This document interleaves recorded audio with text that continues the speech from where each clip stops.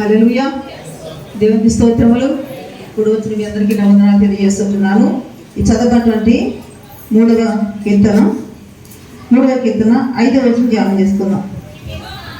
యెహోవా నాకు ఆధారము కావున, గట్టి చదవాలి, కావున నేను పండుకొని నిద్రపోయి మేలుకొందును. 10,000 మంది దండెత్తి నా మీదకి వచ్చి మొహరించినను నేను భయపడను. ప్రార్థన చేసుకుందాం. పరిశుద్ధమైన మా ప్రభువా, మహోన్నతుడ, జీవాధిపతి, సర్వోన్నతుడ, స్తోత్రాలు చెల్లిస్తుంటున్నాను. ఇంతవరకు ఈ ఆరాధన కార్యక్రమంలో నీ ప్రసన్నతను మాకు తోడుగుంచి నడిపించినందుకు సమస్త మహిమ, ఘనత, ప్రభావం నీకు మేము ఆరోపిస్తున్నాం తండ్రి. నేను బిడ్డ చేసిన ప్రార్థన ఆలకించేందుకు వందనాలు. మా ముందు లేఖనాలు ఉంచున్నారు, మేడల మీ చిత్తాన్ని బయలుపరచండి. ఈ వాక్యాన్ని ధ్యానిస్తున్నప్పుడు నా ప్రభువా, నా తలంపులు, నా ఆలోచనలు నా పొందండి. మీరు మాకు బోధించండి, మీరు మాతో మాట్లాడండి. వాక్యం వెళ్ళగలుగుతున్నప్పుడు అందరి హృదయాల్లో వెలుగు పుట్టించండి. జరగబోతున్నటువంటి వాక్య పరిచయం సమర్పిస్తూ నడిపించి మీరు కృప చూపమని క్రీస్తు నామములో ప్రార్థిస్తున్నాం తండ్రి, ఆమేన్. ప్రియులారా, దేవునికి వాక్యం వెళ్ళే ముందు పోయిన వారి వాక్యం ఒకసారి గుర్తు చేసుకుందాం.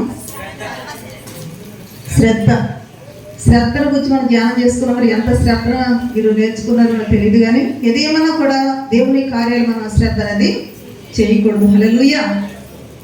ప్రియులారా, దేవుడు నిజంగా తన బిడ్డల పట్ల ఆశ్చర్యమైన కార్యాలు చేస్తారండి.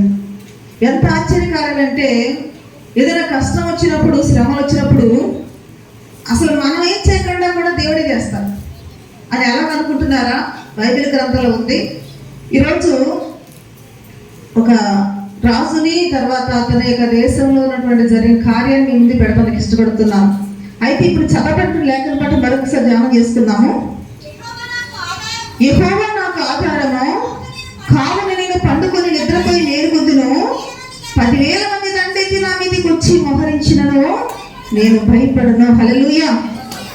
ప్రియులారా, దావీదు ఏమంటున్నాడంటే, ఇక్కడ దేవుడే నాకు ఆధారం అంటున్నాడు.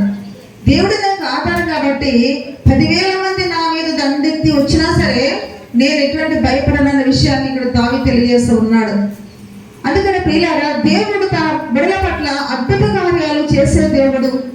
అయితే ఇక్కడ చూడండి, మన దేవునికి వాక్యాలకు వెళదాము.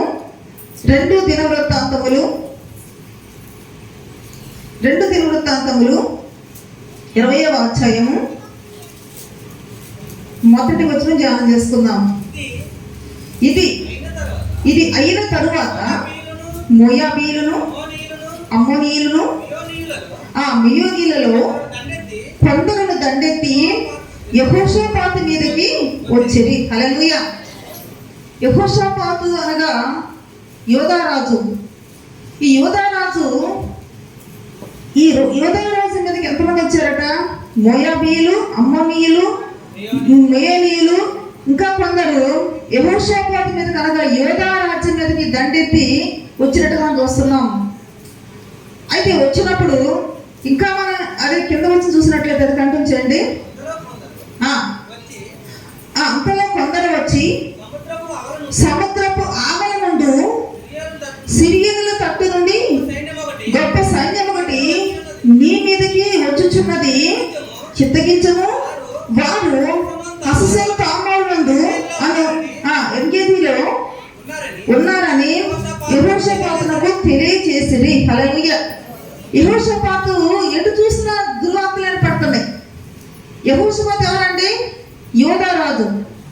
అంటే ఈరోజు మనం ధ్యానం చేసుకునే విషయం ఏంటంటే, దేవుడు అద్భుతమైనటువంటి కార్యాలు చేసే దేవుడు. హల్లెలూయా. కాబట్టి ఎలా చేస్తాడు కార్యాలు అన్న దాని గురించి మనం ఇప్పుడు ధ్యానం చేసుకోబోతున్నాం. యెహోషాపాతు యోధారాజు, దేవునికి ఆరాధన చేసేవాడు, దేవుని నమ్మేటువంటి వ్యక్తి, దేవుని యొక్క సన్నిధిలో భయభక్తులు కలిగినటువంటి వ్యక్తి. అతని రాజ్యం అంతా కూడా, యోధా రాజ్యం అంతా కూడా ఆ విధంగా దేవుడంటే భయపెడుతున్న పరిస్థితి మనం చూస్తూ ఉంటున్నాం. అటువంటి పరిస్థితిలో ఇతని మీదకి ఎవరు వచ్చారట?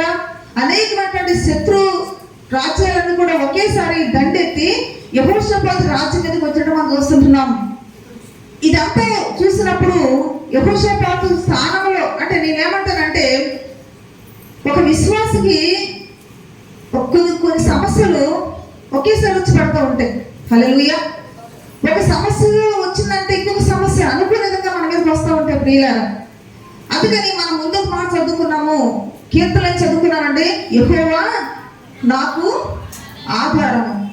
అంటే దేవుణ్ణి ఆధారం చేసుకున్నటువంటి వారికి ఒక్కొక్కసారి సాతానుడు ఏం చేస్తుంటే, దేవుడు నమ్ముకున్నారు కదా, ఎలాగా వీళ్ళు విజయం పొందుకుంటారు, ఏ విధంగా దేవుళ్ళు ఉంటారని ఏదో ఒక పక్క నుంచి సాతానుడు మనకి శోధన కలగజేస్తూ ఉంటాడు. అయితే ఇప్పుడు ఇక్కడ మన యెహోషాపాతును చూస్తే ఉదాహరణ ప్రియులారా, యెహోషాపాతు మీదకి ఎటు చూసినా శత్రువులే వచ్చారు, ఎటు చూసిన శత్రు సమూహం మోహరించింది.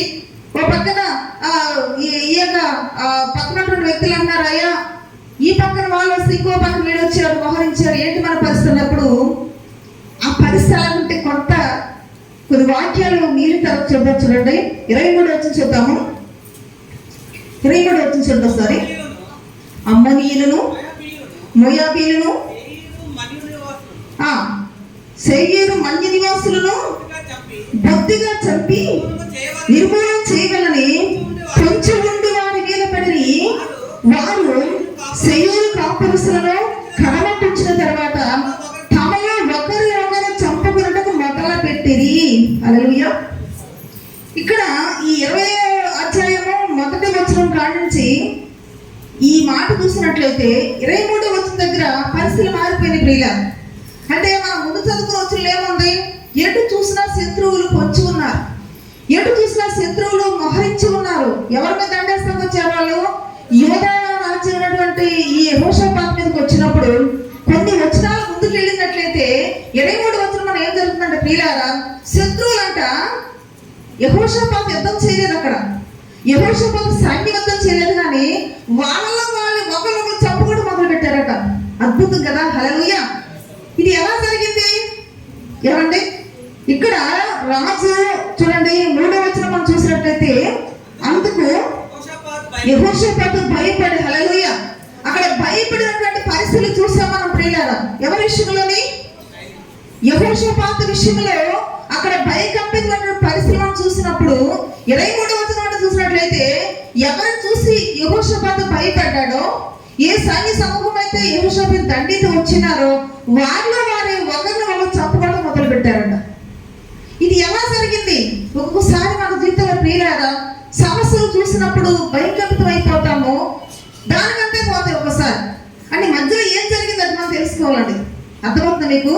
దేవుడు ఆ యొక్క యెహోషాపాతు విషయంలో చేసుకున్న అద్భుతం ఏమిటి, అసలు ఏమి చేసి అద్భుత కార్యాలు వారి పట్ల దేవుడు చేశారన్నది మనం ఈరోజు తెలుసుకోవటం మనకు చాలా అవసరం. హల్లెలూయా.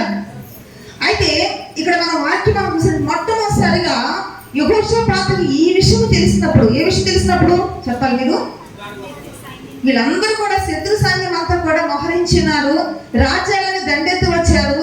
ఇంతమంది కూడా వచ్చినప్పుడు ఇప్పుడు యెహోషాపాతు ఏం చేశాడు మొట్టమొదటిసారిగా అంటే, ఇప్పుడు చూడండి 3వ వచనం చూడండి. అందుకు యెహోషాపాతు భయపడి యెహోవా యొక్క విచారించుటకు మనసు నిలుపుకొని యూదా అంతటా ఉపవాస దినము ఆచరించగలని చాటింపగా. హల్లెలూయా. ప్రియులారా, అతడు నిజంగా దేవుని పట్ల విశ్వాసం కలిగిన వ్యక్తి కనుక, దేవుని యొక్క ఆశ్చర్య కార్యాల గురించి విశ్వాసం కలిగిన వ్యక్తి కాబట్టి ప్రియులారా, ఇప్పుడున్న పరిస్థితులు బట్టి మనకు కూడా సైన్యాన్ని తీసుకుని వెళితే తప్పదు, కానీ నేను దేవుని చేతిలో ఉన్నాను, నా రాజ్యం అంతా దేవుని చేతిలో ఉన్నది, మేము దేవునికి బిడ్డలం కాబట్టి మేము ముందు ఎక్కడికి వెళ్ళాలనుకున్నాడు? ఏమనుకున్నాడంటే, ముందు దేవుని యొక్క మనసు కలగాలంటే, దేవుడు మా యొక్క రాజ్యం పట్ల అద్భుతమైన కార్యం చేయాలంటే దేన్ని ప్రకటించాడు చెప్పండి? అతడు దేన్ని ప్రకటించాడ? ఉపవాస దినములు ప్రకటించడం చూస్తున్నాం. హల్లెలూయా. చూడండి ప్రియులారా, ఒక రాజు ఏం చేస్తాడు? శత్రువులు వచ్చినప్పుడు, ఒక శత్రు రాజ్యాలు అతన్ని దండెత్తి వస్తున్నటువంటి విషయం తెలిసినప్పుడు ఒక రాజుగా చేయవలసిన పని ఏంటి? సైన్యాన్ని అంతా ఆయుధపరిచి, సైన్యాన్ని సిద్ధపరిచి యుద్ధానికి సిద్ధపడతాడు. కానీ ఇక్కడ యెహోషాపాతు ఏం చేశాడంటే, ఉపవాస దినములు చాటించాడట. ఇప్పుడు భయంకర పరిస్థితి మనకు దేశంలో ఉన్నది. దీనిలోంచి మనం తప్పించబడాలంటే మనం కాదు కార్యాలు చేసేది, మనం కాదు యుద్ధం చేసేది, దేవుడు మన పట్ల యుద్ధం చేయాలంటే మనం అంతా కూడా కలిసి ఏం చేయాలనుకునేది ప్రకటించండి, ఉపవాసము. హల్లెలూయా. ప్రియులారా, ఇవి ఉపవాస దినాలుగా మనం ఉపవాస ప్రార్థన చేస్తున్నాము. అయితే దేవుడు మన ఏదో ఒట్టెట్టుగా ప్రార్థన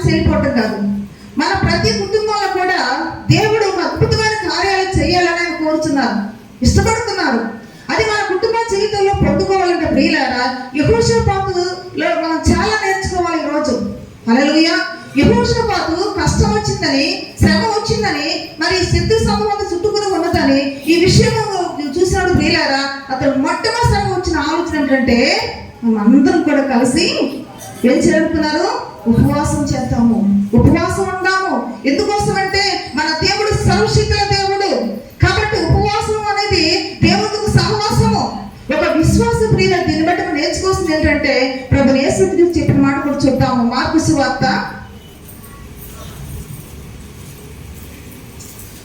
సువార్త 9వ అధ్యాయము 29 చూద్దాం.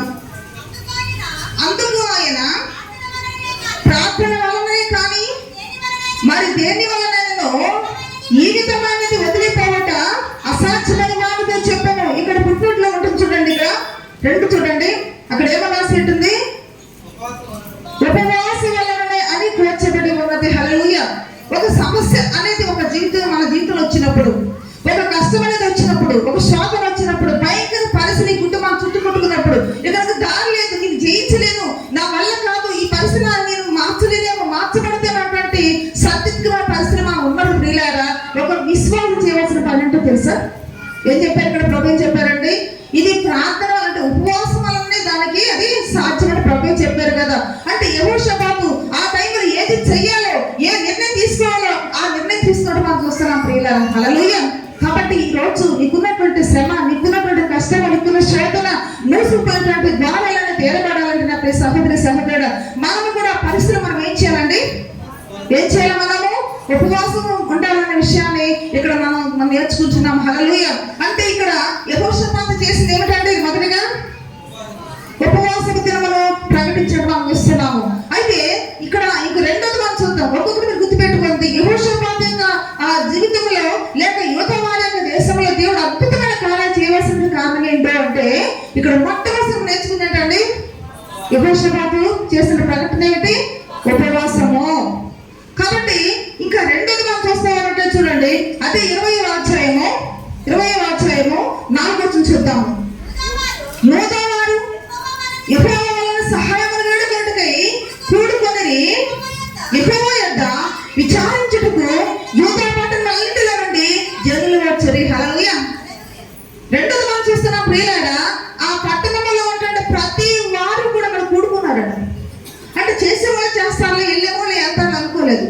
ఇప్పుడు ఆ పట్టణంలో ఎంతమంది అయితే ఉన్నారో ప్రతి ఒక్కరు కూడా రాజు మాటకు లోబడి దేవుని పట్ల విశ్వాసము కలిగి ఈ ప్రకటన విన్న వెంటనే ఎక్కడికి వచ్చారట? దేవునికి సహాయం పొందుకున్న కొరకు ఎక్కడికి వచ్చారంట? చూడండి, యూదా వారు యెహోవా సహాయము అందుకు చదవండి, సహాయమును వేడుకొనుటకి కూడుకొనిరి.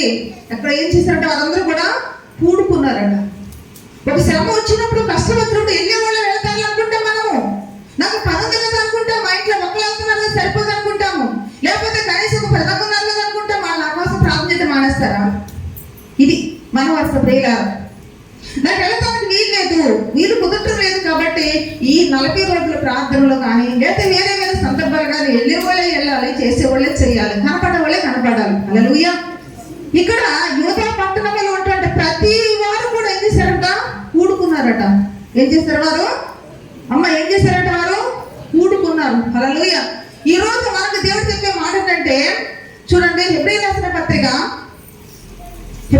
పత్రిక 10వ అధ్యాయము చూడండి, 10వ అధ్యాయము 25 చదువుకుందాం.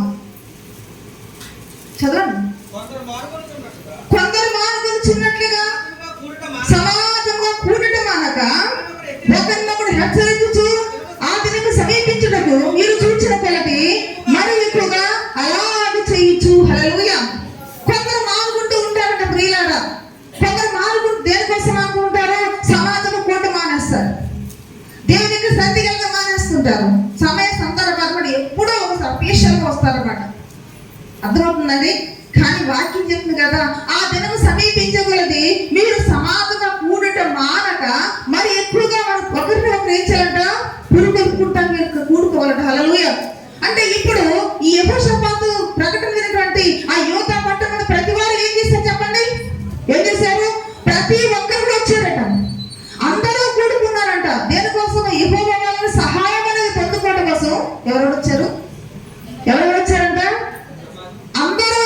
ఇక్కడ వాక్యం చెప్తున్నాము, అక్కడ వాళ్ళ పరిస్థితి అలా ఉంది కాబట్టి మనకు అవసరం అనుకుంటున్నారేమో. పౌలు గారు చాలా ఖండితంగా చెప్పి ఆజ్ఞ ఏంటంటే, కొందరు మానుకుంటున్నట్లుగా మీరు సమాజం కూడుట మానక. చూడండి, ఆదివారం వచ్చింది అనుకోండి, ఏదైనా ఒక సందర్భ కార్యక్రమాలు, ప్రార్థన కార్యక్రమాల్లోనే ఈ ప్రార్థనకు రావాలన్నప్పుడు మనకి ఎక్కడనే శ్రాపం వచ్చేస్తాయి. ఆ టైంలో మన బంధువులను చనిపోతే వెళ్ళిపోతాం, మన బంధువులు పక్షులంటే వెళ్ళిపోతాము, మనకేదో వచ్చేసిన పరిస్థితి అంటే ఎంత పనున్నా పక్కన పెట్టి వెళ్ళిపోతాం. అదే ఆసక్తి, అదే భయము, అదే భక్తి ఎందుకు ప్రార్థనలు ఉండలేదు అంటే, అందుకే దేవుడు మన కుటుంబాల్లో ఉన్నటువంటి కార్యాలు అలా నిలిచినట్టు చేయటం లేదు. హల్లెలూయా.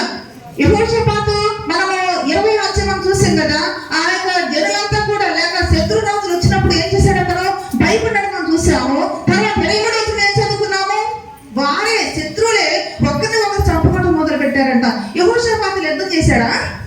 ఏమండి, యెహోషాపాతు జనులు యుద్ధం చేశారా? ఏం చేయలేదు. కానీ ఏం చేశారంటే ప్రియులారా, ఏది చెయ్యాలో, దేవుడికి ఇష్టమైన ఏది చెయ్యాలో, దేవుడు ఆజ్ఞను ఎలా పాటించాలి అది మాత్రం ముందు చేశారండి. నీ కుటుంబ సమస్యలు తొలగిపోవాలి అంటే, నీకున్నటువంటి సమస్యలు, ఒక శత్రువునికి సమస్యలు, ప్రతికూల పరిస్థితి తొలగిపోవాలంటే యెహోషాపాతులో మనం చాలా నేర్చుకోవాలి ప్రియులారా. హల్లెలూయా.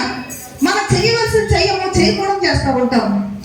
కాబట్టి దేవుడు చెప్తారంటే, రెండోది మనం చూసాం కదా, కొందరు మానుకొని వచ్చినట్లుగా సమాజం కూడుట ఏం చేయదట, మానేసేయండి కదా. అప్పుడెప్పుడు అలా చేయపర్లేదు దేవుడు అన్నారండి, అనలేదు.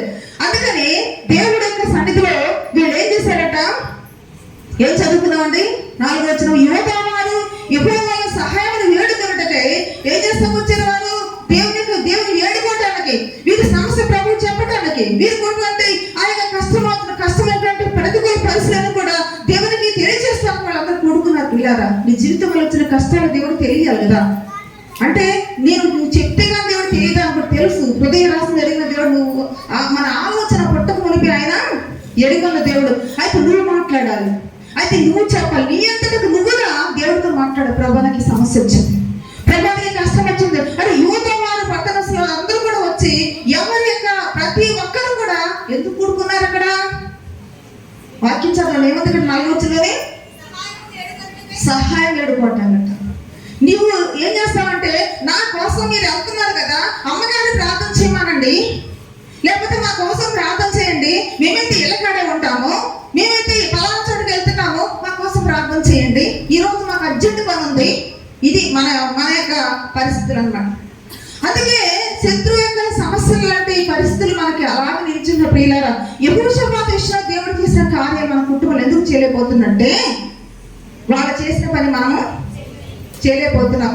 ఇప్పుడు 2 విషయాలు నేర్చుకున్నాం, మనము 2 విషయాలు నేర్చుకున్నాం. 3వ మనం చూస్తున్నట్లు 5వ వచనం చూడండి, 5వ వచనము, యెహోషాపాతు యెహోవా మందిరములో ప్రతి సమాజము కూడిన యూదా యెరూషలేములో ఆ జనుల మధ్య నిలవబడి, హల్లెలూయా. వీళ్ళందరూ ఎక్కడ కూడుకున్నారట, 3వదిగా చూద్దాం ప్రియులారా. ఎక్కడ కూడుకున్నారట, యెహోవా మందిరంలో కూడుకున్నారు. ఎక్కడన్నా కూడుకోవచ్చు కదండి, ఇళ్ళకాడ కూడుకోవచ్చు, ఎవరు ఇళ్ళకాడ ప్రార్థన చేసుకోవచ్చు. కానీ ఇక్కడ వాక్యం చెప్తుంటే ఎక్కడ కూడుకున్నారు, చుట్టుపక్కల చూసినట్లయితే శత్రువులు వచ్చేసారు, మోహరించి ఉన్నారు. ఎటు చూసిన శత్రువులే, మరి దండెత్తి వచ్చారు. ఒక రాజ్యం ఒక శత్రువు కాదు, ఇక్కడ మనం చదువుకున్నాము. ఇంతమంది శత్రువులు అక్కడ మోహరించినప్పుడు వీళ్ళు ఏం చేస్తారు, ఎక్కడ కూడుకుని వీళ్ళంతా ఎక్కడికి వచ్చారట, యెహోవా మందిరంలోకి వచ్చారు పిల్లరా. అంటే వాళ్ళకి మనకున్నటువంటి తెలివితేటలు వాళ్ళకి లేక, అంతే కదా, మనకున్నటువంటి జ్ఞానం వాళ్ళకి లేక దేవుని మందిరానికి వచ్చారనుకుంటారా, మనకున్న ధైర్యం వాళ్ళకి వచ్చారా? మీరు చెప్పాలి. మనమంటే ధైర్యవంతులు, దేవుని మందిరానికి వెళ్ళనవసలే, వెళ్ళకపోయినా నా ప్రార్థనలకు ఇస్తాడు, నేనేంటో దేవుడికి తెలుసు. ఇది అంటే మనకు కొంచెం అధిక తెలివితేటలు ఎక్కువ. యెహోషాపాతు నాకు తెలివితేటలు ఏమేమో కదా, అంతే కదా. యూదా దేశంలో ఉంటాడు, పక్కన ఉన్నటువంటి ఆ ప్రజలకు మనకున్న తెలివితేటలు లేక అక్కడ కూడుకున్నారంటారా? ఎందుకు మందిరం ఇచ్చాడు దేవుడు? అమ్మా, ఎందుకు మందిరం ఇచ్చినాడు? ఎవరి కోసం ఇచ్చారు ఇక్కడ? మన కోసము, మన అందరం కూడుకున్న కోసము. కష్టం వస్తే, శ్రమ వస్తే, బాధలు వస్తే, దుఃఖం వస్తే, సాతానికి ఇబ్బందులు వస్తే, మన జీవితంలో వచ్చి ప్రతి కష్టం కొరకు దేవునికి మందిరానికి వచ్చి ఇక్కడ మనం వేడుకోవడం కొరకు, ఆయన గణపసం కొరకు దేవుడు మందిరం మనకి ఇచ్చినారు. హల్లెలూయా. ఆ మందిరానికి వెళితేనే దేవుడు ఏంటి, మందిరానికి వెళితేనే దేవుడి యొక్క గారి ప్రశ్నలు ప్రియులారా. అవునా? అది మరి మనకు తెలియదు, అది యెహోషాపాతుకు తెలియదు. యెహోషాపాతు ఉన్నటువంటి ప్రజలు కూడా తెలియదేమో. అందుకే వాళ్ళందరూ ఎందుకు వచ్చారు? యెహోవా మందిరంలోకి వచ్చారట. చూడండి, యెహోషాపాతు యెహోవా మందిరంలో కొత్త సాలలేదు సమాజం కూడా యోగా చేసినాడు జనుల మధ్య. ప్రియులారా, దేవుని యొక్క మందిరానికి వచ్చిన మందిరం యొక్క విలువ ఎంత ప్రాముఖ్యమైనది తెలుసా మీకు? అందుకే నీ మందిరం నివసించువారు ధన్యులు. కాబట్టి దావీదు మాట అంటున్నాడు, జీవగల దేవుని యొక్క మందిరానికి, ఆయన యొక్క సన్నిధికి ఎప్పుడు వెళతామని నీకు నా ప్రాణము, నా దేహము, నా శరీరం అంతా కూడా ఏం చేసినట్ట? కేవలం టైం చూసుకుంటా. మనం ఇంకా టైం కాలేదుగా, టైం అవ్వలేదు కదా ఇంకా. ఇది మన వ్యవస్థ. అంటే భక్తులందరూ కూడా అమాయకులయ్యి తెలివితేలు లేనివారండి. ఎప్పుడు వెళతామా అని ఎగిరిపడి వాళ్ళకి ఉందంటే ప్రియులారా, మనం వాడుకున్నటువంటి మనకున్న తెలివితేలు వాళ్ళకి లేకపోతున్నారా? అర్థమన్నా ప్రియులారా? ఈ మాటలు ఎవరికో మనకే, ఇక్కడున్న మన అందరికీ ప్రియులారా, దేవుని యొక్క మందిరం అనేది ఎంత ప్రాముఖ్యమైన విషయాన్ని మనం తెలుసుకుంటున్నాము. హల్లెలూయా. ఒకరిని ఒకడు శత్రువులే ఏం చేస్తారట? చెప్పుకునే పరిస్థితి చూస్తున్నాం ప్రియులారా. అంటే దేవుడికి ఇష్టమైన పనులు చేస్తున్నారు. ఒకటి ఉపవాసాన్ని ప్రకటించుకున్నారు. ఏం చేశారండి? ఉపవాసం ప్రకటించుకున్నారు. రెండోదిగా యోధా పట్టణంలో అందరూ కూడా కూడుకుంటానికి, సమాజం కూడుకుంటానికి కూడా సిద్ధపడ్డారు. ఎక్కడికి వెళ్తాము అనుకుంటే ఎక్కడికి వచ్చారంటే సొలొమోను కట్టించిన దేవాలయానికి వచ్చినారు.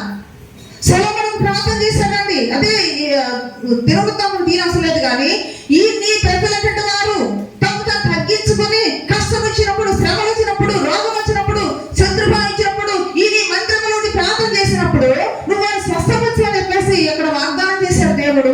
అదే ప్రార్థన అక్కడ సొలొమోను చేశాడు. ఆ ప్రార్థన దృష్టి పెట్టుకున్నటువంటి యెహోషాపాతు మనం అందరం కూడుకోసిన ప్రదేశం ఏమిటి? దేవుని యొక్క మందిరం. హల్లెలూయా. అక్కడ ఆయన మనసు ఉంటుంది, అక్కడ ఆయన కనిపిస్తు ఉంటుంది, అక్కడ ఆయన ఆలోచన ఉంటుంది. మన బాధలు, మన కష్టాలు దేవుడు వినాలంటే తప్పనిసరిగా మనం ఆ మందిరానికి వెళ్ళాలి. హల్లెలూయా. నీ జీవితంలో ప్రియులారా, ఎప్పుడైనా ఇలా ఆలోచించినావా? నాకు ఈ కష్టం వచ్చింది, నాకు ఈ శ్రమ వచ్చింది, నాకు ఈ బాధ వచ్చింది, తప్పనిసరిగా నేను మందిరానికి వెళ్ళాలి. అక్కడ నా ప్రార్థన నా ప్రార్థన దేవుడు ఆలకిస్తాడు అని ఎప్పుడైనా ఆలోచించావా? మన సహోదరి వెంకటేశ్వర ఉంది కదా, ఆమె చిన్న కష్టం వచ్చిన సరే ఏదో వచ్చేస్తుంది మందిరానికి ప్రియులారా. ఆమె ఇక్కడ లేదు, మన మాటలు వింటలేదు. కానీ ఎందుకు సందర్భాన్ని మాట్లాడుతున్న ప్రియులారా, ఏ సందర్భం వచ్చినా, ఏ కష్టం వచ్చినా, ఏ శ్రమలు వచ్చినా, ఇంటిలో మనశ్శాంతి లేకపోయినా ఎక్కడికి వచ్చేది తెలుసా? దేవుని మందిరానికి వచ్చి గంటల ప్రార్థన చేసుకున్నప్పుడు నా దగ్గరికి వచ్చేది. అది విశ్వాసం తగినటువంటి విధానం అది ప్రియులారా. ఎందుకు ఆమె కోసం చెప్తున్నాం ఈరోజు? కనీసం ఒంటరిగా కాదు, కానీ ఉపవాస ప్రార్థన జరుగుతున్నప్పుడు మనం రాము, శుక్రవారం ప్రార్థన జరుగుతున్నప్పుడు రాము, ఆదివారం ఆరాధనకి రాము, అక్కడ నుండి ఆర్డర్ వేస్తూ ఉంటాం ప్రియులారా. ఏమిటిది మన భక్తి విధానం ప్రియులారా? యెహోషాపాతు తన ప్రజలంతా ఎక్కడ కూడుకున్నారు? ఎక్కడ కూడుకున్నారండి? దేవుని మందిరాన్ని కూడుకున్నారు. దేవుని యొక్క మందిరం తెలిసిన వారు అలా చేస్తారండి. అందుకే వాక్యం చెప్తున్నదంటే యెషయా గ్రంథము 56వ అధ్యాయం చూడండి ఒకసారి. యెషయా గ్రంథము 56వ అధ్యాయము 7వ వచనం చూడండి. 56:7. నా ప్రార్థనా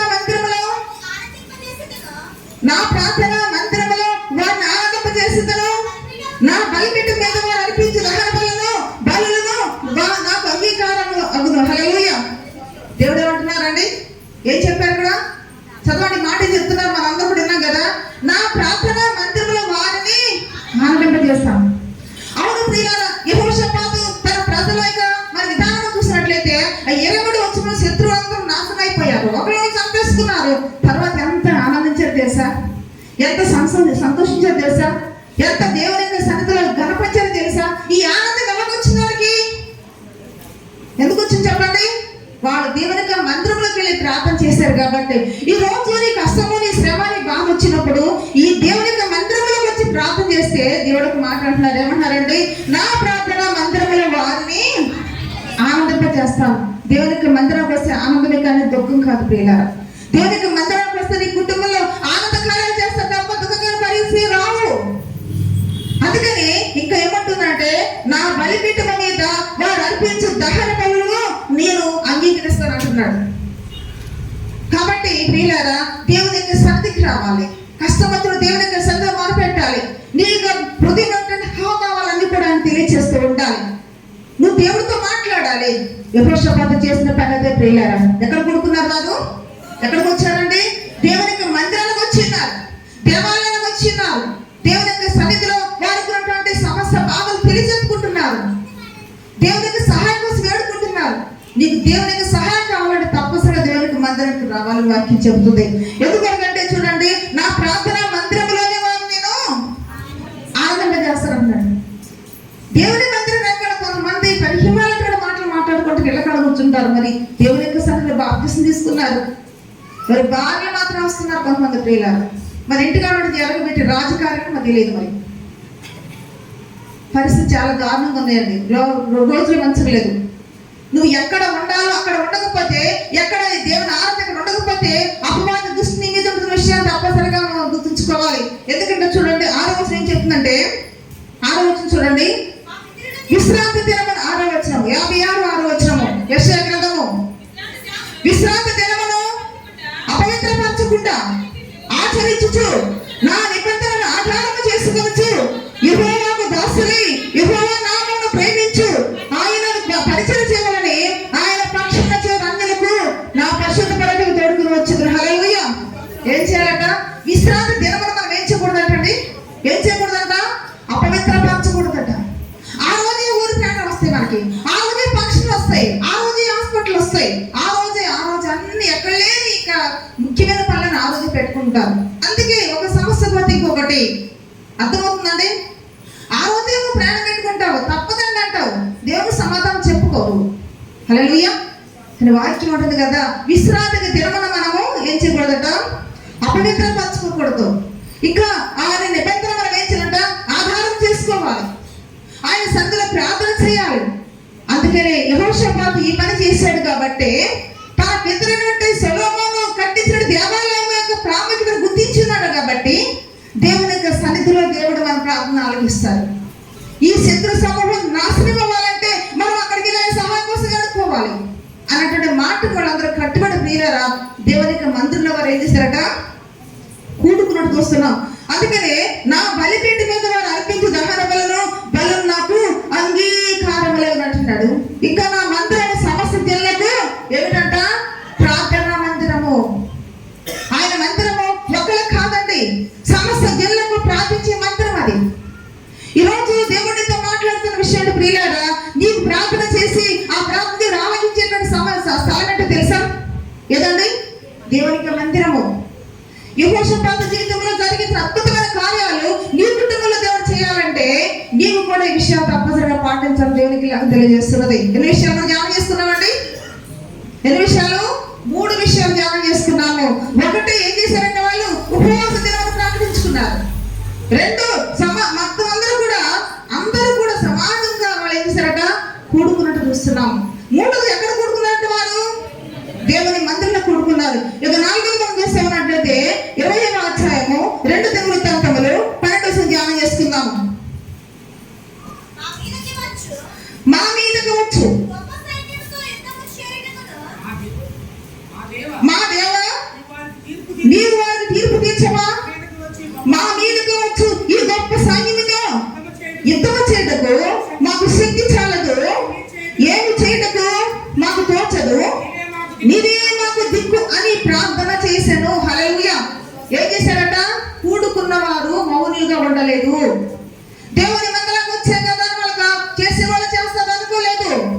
ఈరోజు నీ జీవితంలో ప్రియులారా ఈ అనుభూతి ఉన్నదా? ప్రార్థన చేసేవాళ్ళే చేయాలి. దేవునికి సన్నిధానం ప్రార్థన చేయడం అంటే ఒక 4 దగ్గర వేస్తారు అంతే. నువ్వు ఎప్పుడు ప్రార్థన చేస్తావు? మరి నువ్వు ఎప్పుడు మాట్లాడతావు? అక్కడ వాళ్ళందరూ ఏం చేస్తారంటే ప్రియులారా, నీవే మాకు దిక్కు, నీవే మాకు ఆధారము, ఈ మా శక్తి చాలదు, మా బలము చాలదు, మాకు ధైర్యం చాలదయ్యా, నీవే మా పట్ల కార్యం చేయాలి. ఈ శత్రువు నాశనం అవ్వాలంటే నువ్వు కార్యం చేయాలి ప్రభు అని అందరూ ప్రార్థన చేశారట. హల్లెలూయా. నువ్వేం చేస్తావంటే వచ్చేమో వెళ్ళిపోయావు, ఇంకక్కడ కూర్చున్నట్టే వెళ్ళిపోతాం. ఇది మన పరిస్థితి. బలారాధన చేసిన వాళ్ళు వాళ్ళు చేయాలి, బలవంతంగా చేస్తారు. ఏమంటే ప్యాషన్ పోతుంది ప్రార్థన చేయడం అంటూ, అంటే అఫీషియల్గా కూర్చొని వెళ్ళిపోతాం అంటున్నాం. అంటే ప్రార్థన చేసి మనం చీప్ కనపడతారు. కనుక ప్రియులారా, వీళ్ళందరూ ఏం చేశారట? దేవుని యొక్క మందిరంలోకి వచ్చి రోజు మూసుకుని వెళ్ళలేదు. వాళ్ళు ఏం చేశారట? ప్రార్థన చేశారట. ఈ రోజు నుంచి అన్న ఈ పని చేయను, నీకున్న బాధ్యత పోతుంది. హల్లెలూయా. ఎందుకంటే నేను చెప్పలేదు. దేవుని స్తోత్రములు. నీకున్నటువంటి నీ చుట్టూ ఉన్నటువంటి ప్రతికూల పరిస్థితులు, అపవాది యొక్క శోధనలు నీ నుండి తొలగిపోవాలంటే యెహోషాపాతు విషయంలో చేసిన అద్భుతమైన కార్యాలు నీ కుటుంబంలో దేవుడు చేయాలంటే ఇప్పుడు నుంచి అన్న ప్రార్థన చేస్తాను అలవాటు చేసుకో. హల్లెలూయా. కొంతమంది అమ్మలైతే ప్రార్థన చేస్తారు, చేయమంటారని వెనక్కి వెళ్ళిపోతారు. మరి ఇదేం బాధ నాకు అర్థం కాదు. ఎవరి కోసం చేస్తాను ప్రార్థన? బయటికి వెళ్ళి మాట్లాడతారు, గంటలు సోది పెట్టుకుని ఉంటారు. అవునా కాదు చెప్పండి? తరగదు, మనకి సంభాషణ తరగదు. ఆ ఒకళ్ళు కూర్చొని ఊరంతా చొక్క పెట్టేసుకుంటుంటాం. ఒక్క నిమిషం దేవుడితో మాట్లాడుతున్నారు కదా నీకు? ఏమంటే ఇన్స్టాంటా? ఎప్పుడన్నా నీ మొహం ప్రార్థన చేసినట్టుందా? మొదటి వచ్చి పరిశీలించు పిల్లలు. ఈ మాటలు ఎందుకోసం వస్తున్నాయి అంటే నీ జీవితంలో ఉన్న సమస్యకు నీవే కారణం తొలగిపోకుండా ఉండడానికి. హల్లెలూయా. అందుకని ఇక్కడ యెహోషాపాతు తన ప్రజలతో ఏం చేశారంటే, చెప్పండి మీరు ఏం చేశారంట? నీవే మాకు దిక్కంటున్నారు. ఇక్కడ చూడండి 12వ వచనం వరకు సరి, దేవా నీవే మాకు తీర్పు తీర్చవా? నీ నోడుతూ అనాలి, ప్రభా నాకు నీవే సహాయం చేయవా, నా సమస్యకు నీవే పరిష్కారం ఇవ్వాలి, నీ నోడుతూ నువ్వే ప్రార్థన చేయాలి. అది దేవుడు కోరుకుంటున్నాడు. చూడండి, చిన్నపిల్లలు ఉంటారు, వచ్చేదని మాటలతో మాట్లాడతారు కదా. తల్లిదండ్రులకు వచ్చి ఏదో వచ్చిన ఏంటి మాట్లాడతారంటారా? చెప్పండి. స్పష్టంగా మాట్లాడకపోతే నువ్వు మాట్లాడతానని చెప్పి గేంటారా పిల్లల్ని? ఇంకా ముద్దుగా మాట్లాడించుకుంటారు. ఇంకొకరు ప్రార్థన రాదేమో, రాకపోయినా ఆ ప్రార్థన దేవుడు ఆలోచిస్తాడు. అది దేవుడు ఇష్టపడతాడు, ఆ ప్రార్థన ప్రేమిస్తాడు. కాబట్టి దేవుడు స్పష్టంగా ఆ యొక్క పదాలు వర్ణించి మాట్లాడే ప్రార్థన ఆలోచిస్తూ అనుకుంటున్నారు. ప్రియులారా, నీవే మాకు దిక్కంటే చాలు. హల్లెలూయా. నువ్వు తప్ప నాకు ఎవరు ఆధారం లేదే అంటే చాలు. మనస్ఫూర్తిగా నువ్వు దేవుడు వేడుకుంటే చిన్న ప్రార్థన దేవుడు ఆ ప్రార్థన ఆలోచిస్తాడని ఎటువంటి సందేహము లేదు. హల్లెలూయా. అందుకని